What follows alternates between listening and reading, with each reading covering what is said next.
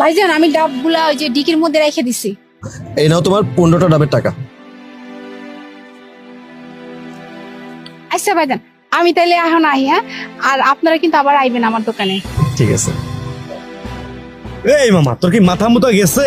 একে তো ডাব খাওয়াইতে নিয়ে গেলি, ডাব তো খাওয়ালি না, অযথা 15টা ডাব কিনলি। এই 15টা ডাব কি করবি? তোর মাথা মতো গেছে?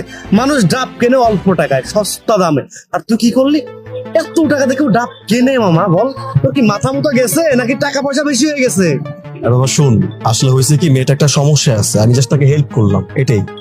সাহায্য? কিসের সাহায্য? আর তুই এসব কিভাবে জানলি? আচ্ছা শুন, মুইনে ফোন দিল।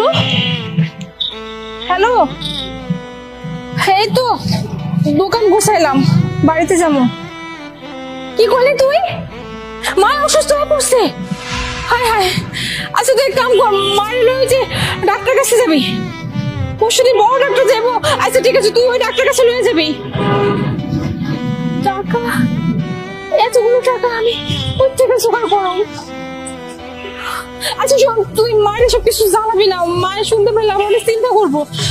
তুই এক কাম কর, তুই পরশুদিন মায়ের ডাক্তার কাছে যাবি, আমি যেমনি পারি আমি টাকা জোগাড় করে তোর কাছে পাঠাবো।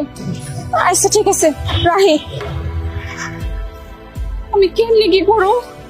এতগুলো টাকা আমি কই থেকে জোগাড় করব? আজকে সারাদিনে মাত্র 20টা ডাব বেচছি, আমি পরশুদিনের মধ্যে এতগুলো টাকা কেমনে জোগাড় করবো? আল্লাহ তুমি কিছু একটা ব্যবস্থা করে দিও, আমার মাটা যেন কিছু না হয়।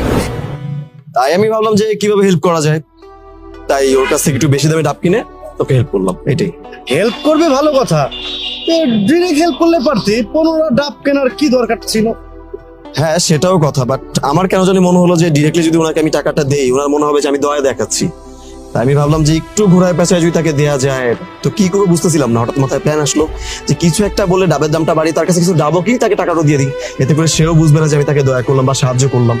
সে হয়তো বা টাকাটা অ্যাকসেপ্ট করবে খুব সুন্দরভাবে, দেখলে কত হাসি মুখে টাকাটা নিয়ে গেল, এই জন্যই। আচ্ছা সবকিছুই বুঝলাম, তো এই 15টা ডাব যে আমরা কিনলাম এটার কি হবে বলতো? ও হ্যাঁ, আসলেই তো 15টা ডাব এখন কি করবো? আচ্ছা শোন, আমাদের মহল্লাতে কিছু এতিম ছেলে পেলে আছে যারা